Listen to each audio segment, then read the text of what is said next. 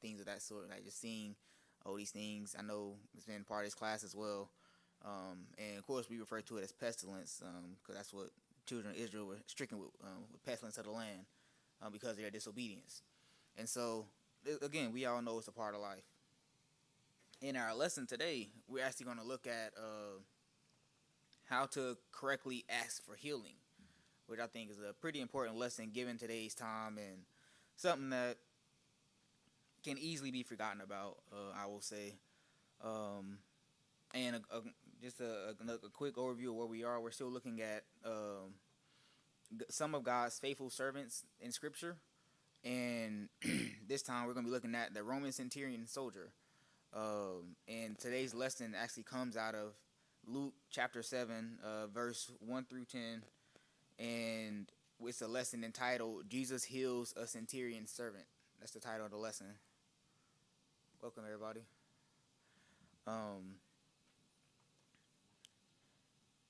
And so, although I started out by asking, sickness is a part of life. We all know that. Whether it's inherited or something that you contract while you're here on this earth. Something that's also to be noted is that really today's lesson, although it's about how to correctly ask for healing, really the underlying tone in that is faith. Everything always comes back to faith. That's the substance of pretty much everything. And so it all comes back to faith. And many times, at least I know in the past in the church and things of that nature, you'll hear the sayings of like, only if the person had more faith, or if they had enough faith, they'll be healed. Or the reason they sick is because they ain't got enough faith. It's because something they did is the reason that they are sick. Or something that they did or didn't do is the reason why they aren't getting well, things of that sort. So we all hear those sayings and murmurs in the church, I should say, is what I'll call them. So a question I have for you is that should we accept that approach that is basically a person has enough faith, or should we reject that approach that the faith is the reason that they're sick? What do we all think?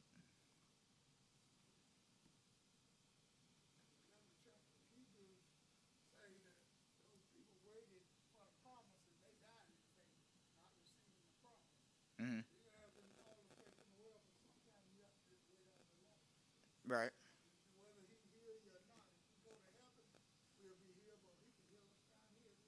Right.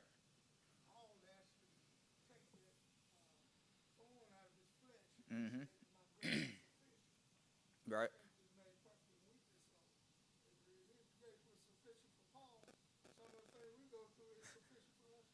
Yeah. Anyone else have an answer to that question? I know he gave a textbook answer, but I wanted to see if anybody else.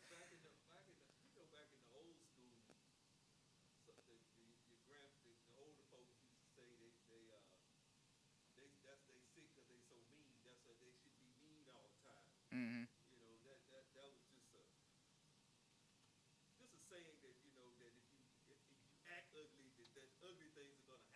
Yeah, the whole God don't like ugly piece. Right. Right.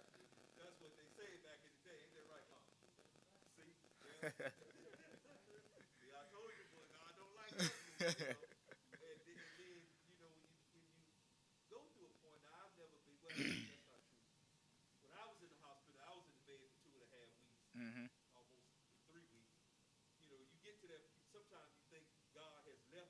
Oh yeah. Mm-hmm.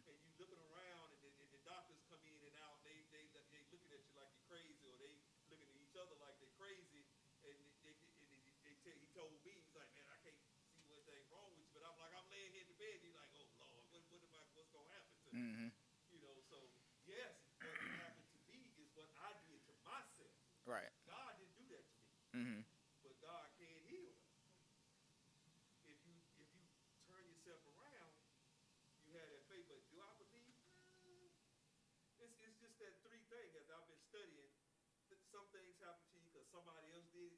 Yeah. Mm-hmm.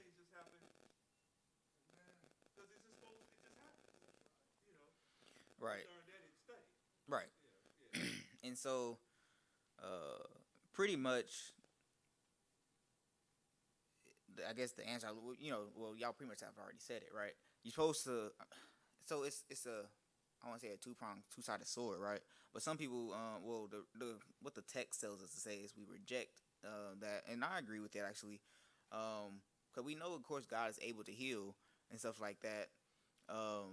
But the thing is, the big piece, in my opinion, is that God is not obligated to heal us, no matter how much faith we have. And as Reverend talked about with Paul, um, Paul, he was very faithful, a faithful servant, and he asked God to heal him.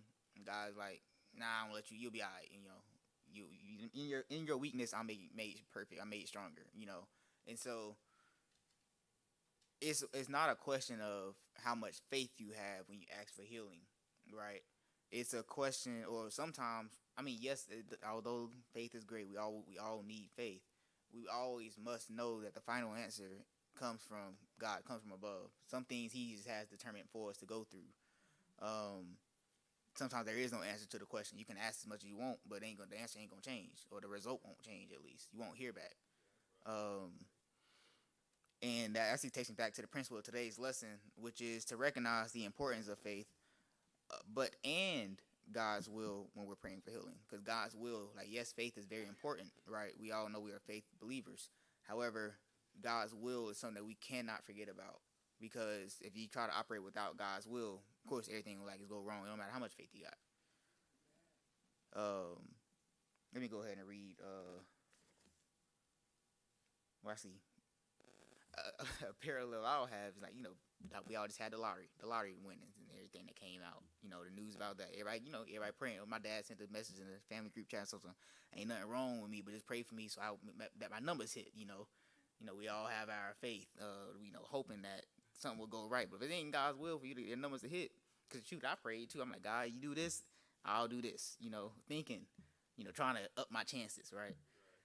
But of course, none of that worked out because it just won't in His will. I ain't even gonna look at it. I'll look the next day to see.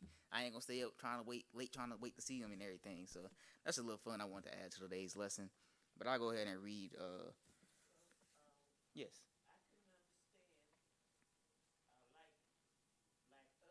Mm-hmm. Right.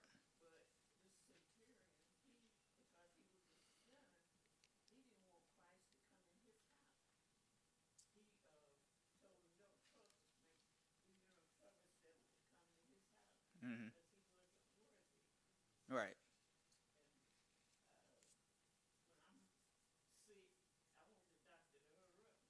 Right.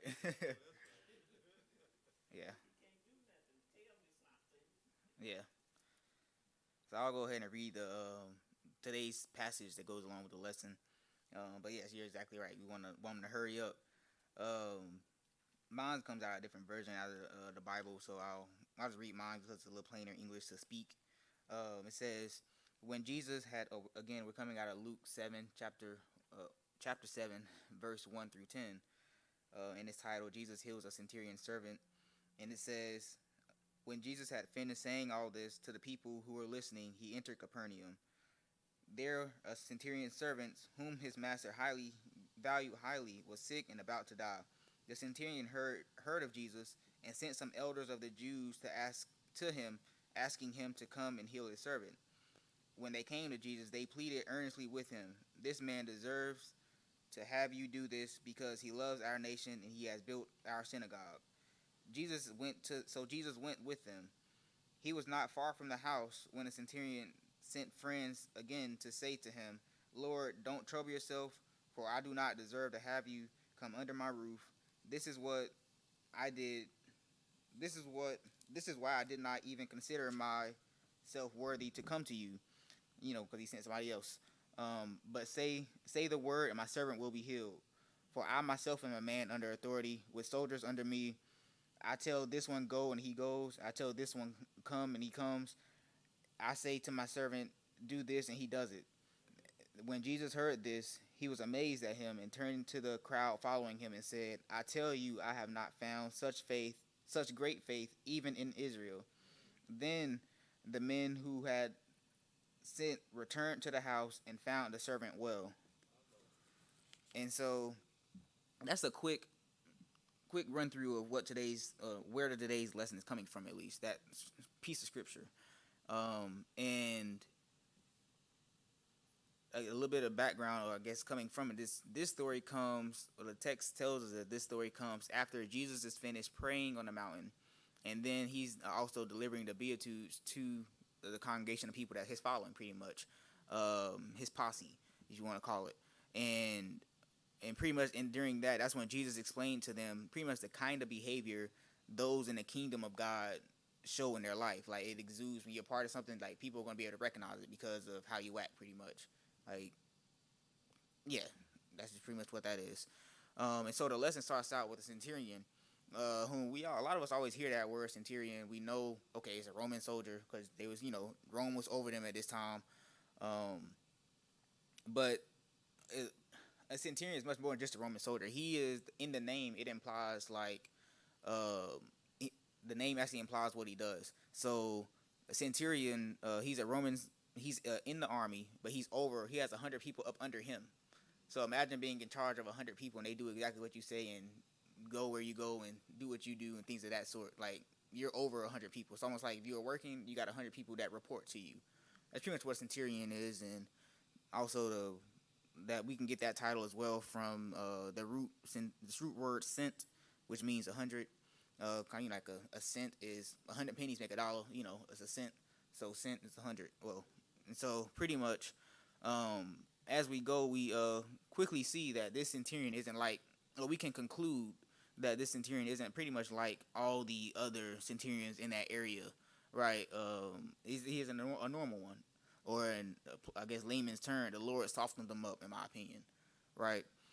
And so the reason I say that is because the centurion has a servant who's ill, but we all know, in this case, he's actually asking for, can Jesus come and heal this servant? I care for him deeply. It's stated in the Bible. The servant was, the master highly valued. And so with that being said, it was like, okay, typically a centurion is not going to value a servant. Why? Because they have plenty of servants, one, as well as typically a servant is somebody that's their disposal. You can get another one. It's almost like, can somebody think of an example of somebody, I guess, something that's disposable? I don't say a plastic bag. We all get plastic bags. It's like the grocery store plastic bags. You get plenty of them when you go shopping, right? You don't really care about them. You always get another one. But yes, he cared about this one. I don't want to compare the person to the plastic bag, but I'm just using that to show that it was different, that he was special to this centurion. And of course, Luke, it just says, the servant was sick and about to die. However, in Matthew 8, chapter,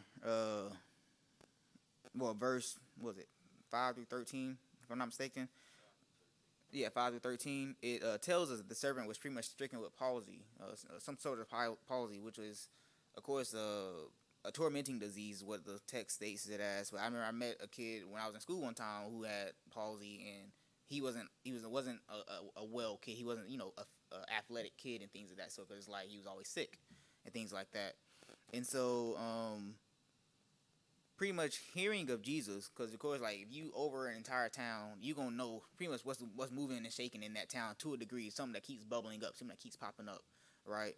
The centurion is pretty much saying he's heard of Jesus' miracles, and that was just enough for him to, I guess, recollect. So at this point, I'm thinking, okay, the Lord must have softened him up, because I probably wouldn't have thought none of it, right? Or most of you probably wouldn't. However, this centurion did. You can tell the Lord was at work in the behind the scenes on this because of how he reacted and said, I want Jesus specifically. And just how he conducted himself, in my opinion, is how I know the Lord was with him, or on his side, I should say. And so, where am I at? Oh, yeah, the centurion hears of Jesus and his miracles, especially his healing miracles. He then sends out the Jews, the elders, out to go get Jesus and deliver the message to him, right? And so, requesting that he come and heal his servant. And again, this story, it takes place during a time where it's like typically the Jews and the Romans, they're not getting along, right? I'm not going to like the person that's over me, let alone the person that is oppressing me, And something that is to be stated is that we also there's also it's a very layered piece, right? You have politics in play. You also have race going on. You also have identity going on.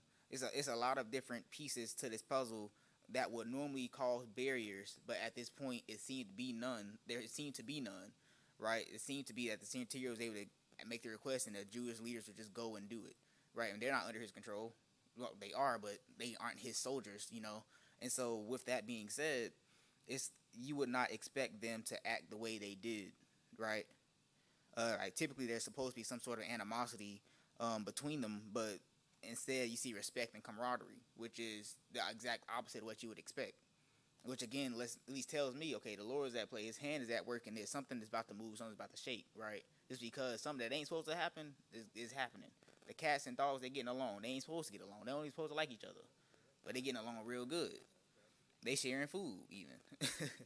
um, and so and it stated that so much like it was they were I guess so close. Something that can be drawn is that they were so close that immediately after they were told, they took the request straight to Jesus rather than there being any type of delay or anything. They just went directly to him. It's almost as if they had technology and could just text him like, "Yo, we need you to SOS." You know, like, as Nate was about to say, you got to send out an SOS. It's an immediate message that needs to be that can be easily understood, but also we know what it's like what the response is supposed to be with that. Does anyone have any questions or anything to add before I know it was a quick lesson, but just wanted to make sure. They were these were civil servants of the Mm-hmm. Jews that thought very highly of him because he wasn't supposed to be doing that. Mm-hmm. He wasn't supposed to be doing that with them. So he was building synagogues and being nice to them. It's like the nice slave master. Yeah. You know what I'm saying? You have your ugly slave masters, which would have been the other side, but you have your nice slave master. Mother Ivy and I talked about this yesterday. Right. That you could treat people ugly, but he decided that, and probably like you said, God's will, Mm-hmm. he took the other path and treated them nice, Yeah. built them a synagogue. So when they want to go intercede for him to Jesus, they didn't have a problem with that because they like we see him in a totally different light than we see all the other Gentiles leaders and Roman. We see him totally different. Right. So they were obligated, but they felt the need to. They like, hey man, we ain't got no problem. We'll go to Jesus for you because we know what's going on. Right. He knew what the master could do. Right.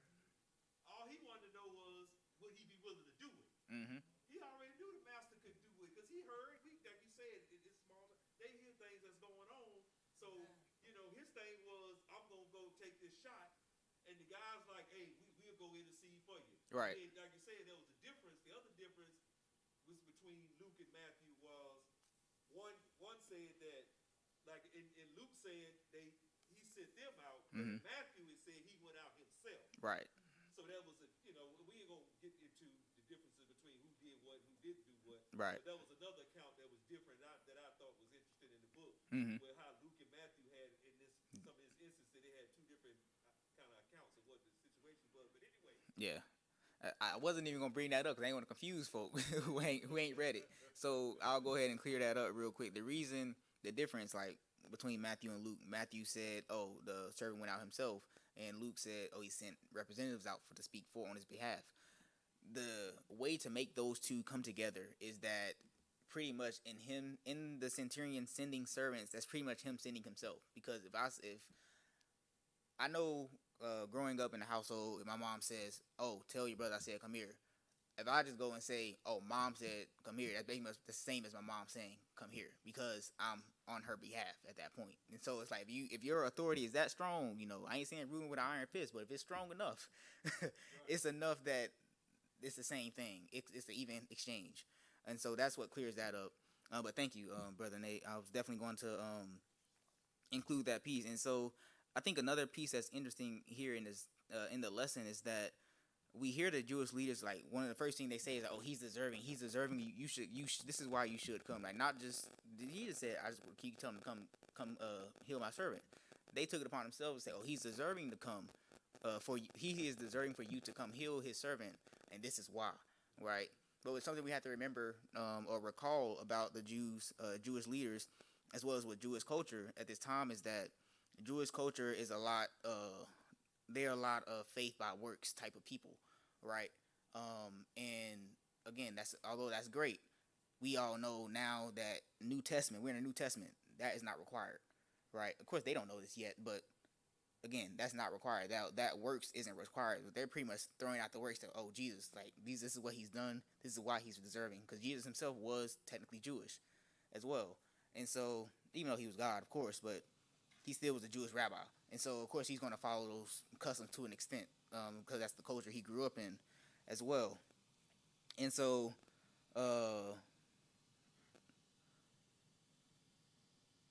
and also something to be informed of is that until this point, Jesus has pretty much only dealt with Jews, right?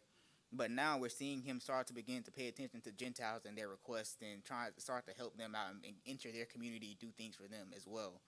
And so another thing to recall is that so that was, he sent the first message out to him, right, to tell him, oh, can you come? And at this point, Jesus already come, but the centurion, he doesn't know that Jesus is on the way to heal his servant, right? And so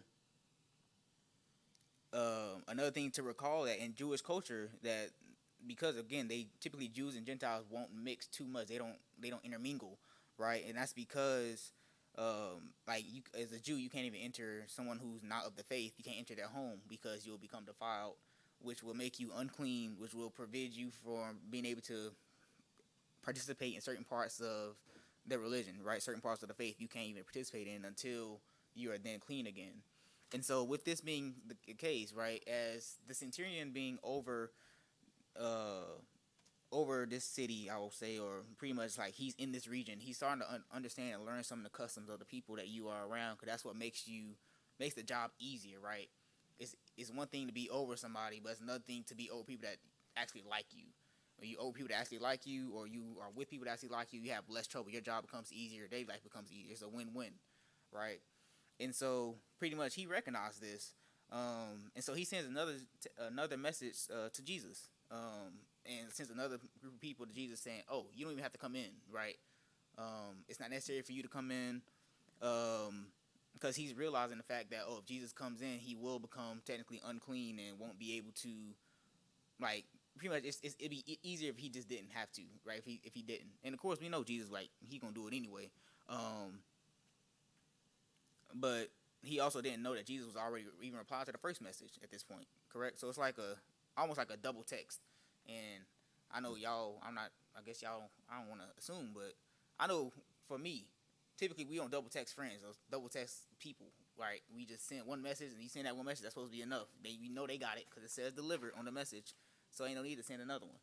But at this point, he just sent them another message, right? Even though he knew it was delivered, because he's so used to authority, and he rules, and he knows what he says getting done. He sent another one out just because he wanted to follow up. Something was urgent. It was an urgent change in the mission that was at hand, right? And so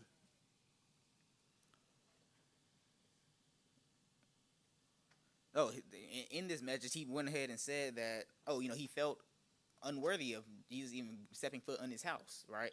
Because for him to feel unworthy, that means, well, what does that mean for him to feel unworthy? Why did he feel unworthy? I'll ask that question before I just give the answer.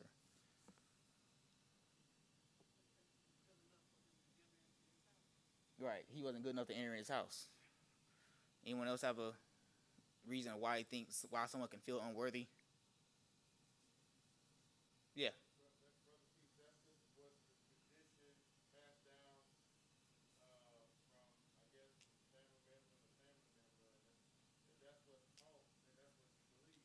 Mm-hmm.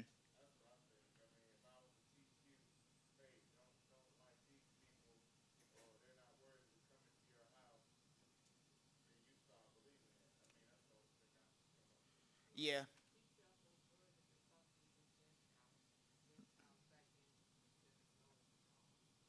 Right. So although that is true, I have a different understanding, because if someone feels unworthy, right? Say if I really do not like the master slave analogy, but it's so easy to make. But say if I have someone I'm leading, right, that I'm over, I'm not gonna feel unworthy. Oh, because they don't like me, right? It's like they don't got a choice. They don't like me, right? Like if I'm over them, what say do they have? It's more so the reason that he felt unworthy. Um, is like the sister over here said. It's because of the fact that, like, although yes, Jesus, like, if Jesus was a typical Jewish person, he would not want to go because, oh, he's not clean, right? But the Romans heard, he was like, I'm over you. It doesn't matter if I'm clean or not. You're gonna come because you have no choice. You have to do what I say, right? But the big piece here is the fact that if I am a Roman soldier and I recognize this person is king of my king, if I'm like down here, my king is up here, and this person is even higher than he at the ceiling or something like that, right? Of course I'm gonna feel unworthy. It was like, yo, it's like, I know in times I feel unworthy is because, like, oh, I'm not enough, I'm not good enough. Typically unworthiness comes from not feeling good enough. And so this soldier felt like he wasn't good enough. So for him to feel as though he's not good enough for someone who's typically culturally speaking, you have authority over and you can tell him what to do, it's because you recognize this one is different. He's not like all the other Jews. This Jew that I'm asking to come, although he does miracles and things of that nature, it's because he has a power. He's different. He had to recognize Jesus' true identity for him to feel unworthy altogether for Jesus to even come to his house and to heal his servant. And so this also is one of the reasons that Jesus has a response to the second message that came to him. Because remember, Jesus was already on his way, right? But one of the things that Jesus responded to was the centurion's faith. Because not only did that, when the centurion said, I'm not worthy for you to come, but also there is twofold, right? I'm not worthy for you to come, but also I know if you say it, it'll be done. The same way that I tell my soldier to go, they gonna go. I tell my soldier to come here, they gonna come here, right? You have something to say? Oh, okay. And so pretty much the centurion, he's very familiar with authority and what authority means, as well as how authority feels. And so another thing is, like, when he just said, oh, you just say the word and it's done, that's something that comes, like, you have to be very high up for something to come, for no questions to be asked, right? Because I know I was thinking to myself, I was like, how would I feel just being, well, I just want to reason I ain't in the army, right? I ain't gonna sit up here and lie to y'all. I ain't just gonna respond to authority like that. Like, I'm an independent thinker, is what I like to call it. Not saying that I'm disobedient, but it's like I will have questions. I'm very inquisitive. I've always asked questions from before I was able to talk. Probably, I was asking questions like, "Why are we doing it this way? Why we got to go here?" Things of that sort. But this servant, the centurion, he was thinking, "Oh, you just say it is done, it gets done." Because in the military, that's how militaries operate. They operate off of complete authority. There is no questions to be asked. Although, yeah, there's no questions to be asked, and if that was the case, they really wouldn't operate at all. Like, if they say, I need y'all to advance on this enemy line, and they say, why, we don't want to, why don't you do it? They ain't no military at that point. You just got a group of people that's all dressed the same, right, and holding guns. And so with this, at this point, because it's like, it's one of those game recognized game type of things. So authority recognizes authority.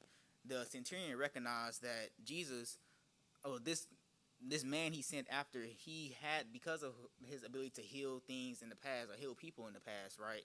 He had to have some type of authority over disease, so much so that he can just say it. He didn't even have to see the person. He has touched the person. He can just say it. Oh, say it's done, and I know it's be done. And that, having that amount of faith, well, having that idea comes from the overall idea of faith, right? Just knowing, oh, it's going to get done, and not even questioning it, right? And so this is, again, why Jesus, of course, he turns around and states, I had the exact verse. Wrong side. He states in verse 9, yes, I have not found such faith in Israel, right? Because that took an immense amount of faith to just know that, oh, it's done, and I'm not even gonna worry about it. The centurion, he did, like, there was no, like, the Bible goes on to different stories at that point, right? It doesn't go on to say the centurion was hoping and waiting and worrying. It just says he sent the servant, and you didn't hear back from him, right? He just knew it was done, because he knows that's how authority works, and Jesus is a general, and and what he says is getting done. And so it's pretty much one of those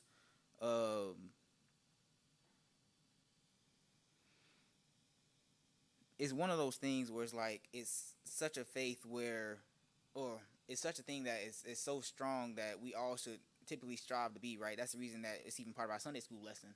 It's because we all should strive to have such a type of faith, to just know that what the Lord said He is going to do is going to get done. But we also have to remember a big piece, of course, in this, like, of course, the reason he was, we first started the lesson, when I was speaking about the fact of how when it comes to having faith, it doesn't matter how much faith you have; it has to be in the Lord's will as well. Of course, in this moment, of course, the Lord's will aligned with the centurion's faith, and that's why the servant was immediately healed. Like it says in verse 10, the men who had been sent returned to the house and found the servant well, who was just at near death. And so the reason that is because the request lined up with the will of the God. And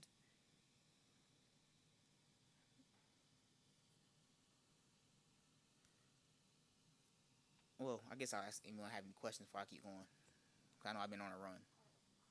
Yeah, comment. I feel like if the centurion felt like he wasn't worthy for Jesus, because he wasn't worthy. Mm-hmm. See, I'm not worthy, and that's I know that what the scripture says too. But a lot of times we don't feel worthy. We know we've done things wrong, we talk wrong, we act wrong, Right. and sometimes we don't feel worthy. But by the blood of Jesus, like Jesus, by us accepting Christ in our Mm-hmm. life, we become worthy, and we can go to God directly. But he might not felt worthy because he felt like some things were wrong in his life. Right. So that's the way I think we ought to feel like we're not worthy sometimes, even though God told us to come to Him. Mm-hmm. Yeah, that's very true. Like sometimes we don't feel worthy, and a lot of things might be at, like, I know in this story a lot of things were at play. You had politics, you had race, you had identities, things of that sort. But the thing is that Jesus does come for all, no matter what your race is, your identity is, who you love, no matter what country you come from. It really don't matter. Yes.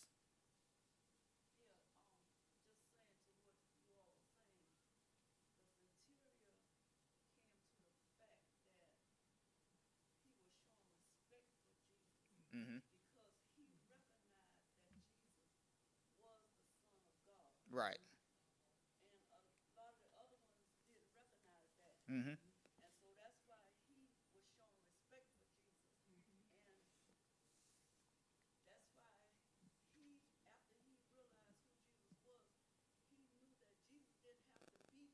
Right. That's why he sent that second message. Mm-hmm. Yeah.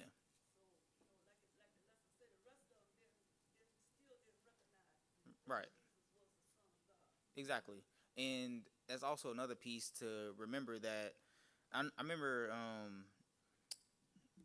dang, what is it? What did it say? It was saying it's something along the lines of a prophet will see no glory in their own town, right? And yes, yeah, you heard that too, right? Yeah, prophet receives no glory in his own town because they gonna think, oh, that's just Jalen from down the block, like, or that's just Jalen from class, or Jalen from this, something like that. But it's like the other people who aren't close to you or don't have these. I'm not calling myself a prophet here, y'all. I'm just using myself as an example. People who don't know you, they are more easily able to see who you are because they don't have these preconceived notions of who you used to be, or things of that sort.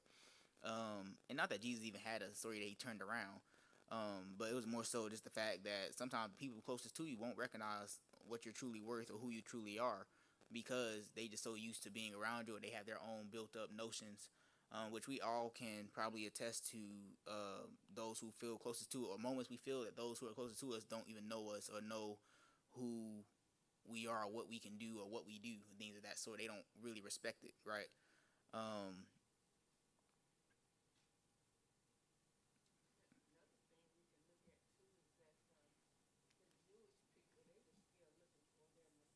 exactly.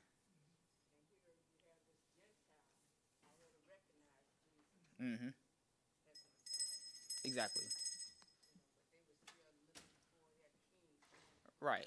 Because they assume that the Jews assume that their Messiah was going to come in, and he coming in and taking names. Like he about to overthrow kingdoms as soon as he come in, like coming in on a big horse. They ain't expect Jesus to come in on a donkey, and things of that sort. And so it's like it's right under their nose. If it was a snake, it would have bit them. Mm-hmm.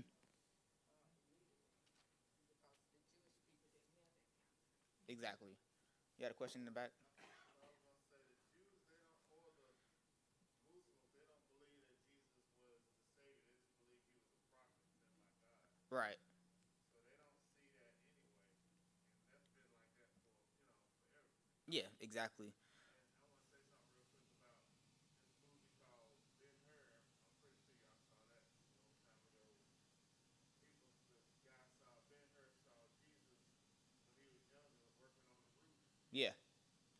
and then he saw Jesus walking down with the cross, on his back, and he was like, how he just look on his face, like I knew that man back when he was, just a carpenter. Mm-hmm. So I don't know if y'all remember that scene with Ben Hur. I just wanted to bring that up. Yeah. Let me see where I was going next. Oh, I already said the lesson really is a reminder of faith. Like we all know it's a reminder of faith, and it honestly the only things I had to question about today's lesson was the fact of Jesus' astonishment, right? Because it's like we know he knows all, but at the same time it's like it's probably one of those things like somebody got to throw you a surprise party, so you got to act surprised when you get there so they don't feel bad. But I feel as though he made sure, or he probably conveyed his astonishment and was saying, "I have not found y'all to be like this." He let them know. Well, one, he had to let them know, and had to let them know, react in a way that they were at least take in, right? And so that's the only thing I can come to agree with why Jesus reacted the way he did. Because I was like, I wasn't too surprised by it, but I could see why everyone else would probably be surprised by the fact that he Jesus was like surprised that he recognized that who he was, who he truly was, and things of that sort. But the I will say, in closing the lesson, because I know we're coming up on time here. Really, the only way to develop such faith is the text states by getting to know him intimately. And again, I agree with the text in this point where the only way to have such faith that the centurion had, where he was able to recognize and see who God truly was, is by truly our way of doing it is at least by knowing God intimately and knowing, not just by hearing somebody say, "Oh, Jesus is God," right? That's not enough. You got to actually get to know him. And you get the how do you do that? Well, you get to know him by either going through something, because that's a real way. It's like you have no choice but to get to know him, or you had to get to know him by opting to get into the word yourself more and more. So it's like either way you're gonna get to know him. But it's like it's best to get to know him, of course, while you're here, and then of course on your own will. And if not on your own will, sometimes God's gonna force you to get to know him as well. If it's part of His will that you know him. And so, anyone else have any points? I can also read the practical points before I get through.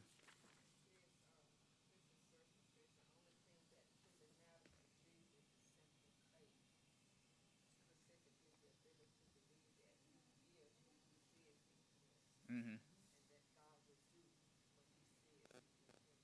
Yeah. And I know a lot of us sometimes think that we all sometimes question God, like, will He actually do what He says He's gonna do? Am I actually gonna get healed? Am I actually, especially like when we're sick? I know times I've been sick, like, shoot, am I gonna make it through this? Or am I actually gonna get healed or things of that sort? And sometimes, of course, not always in our will, but it's the faith at least lets you become okay with not knowing the outcome a lot of times as well. And so that's a very good point that you added. Another, oh yes, I thought someone else had said something.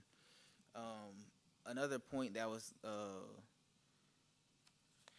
at least highlighted in today's lesson is practical point number 5. It says nothing delights our Lord so much as genuine faith in Him.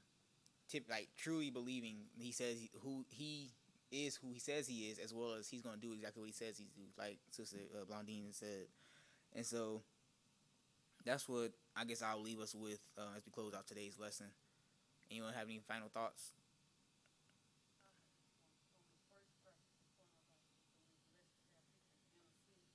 Right.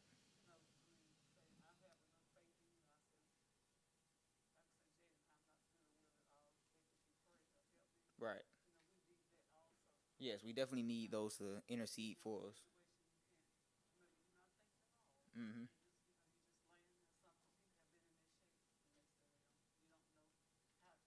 Right. Yeah, because sometimes we're not always able to as well. Sometimes we are so sick we can't do it, and so having those who do pray for us as well, it always helps. Prayer always helps. Yeah, it always helps. Um, I'll go ahead and close us out. Because I know it's 10:30 now. So Lord God, thank you for today's lesson. Thank you for the faith, and allow us to all be able to keep the faith as well as to gain the faith, and help us who are lacking faith as well. Allow us to be closer to you, and to always recognize who you are and to come to you with the respect of who you are. Allow us to really grow closer to you, most importantly, Father, and so that we are able to garner this faith that we will need when we comes time to see you. To know that you are who you are, and you will say that you will do what you said you was going to do. And he's going to thank you for today's lesson and the reminder that it brought.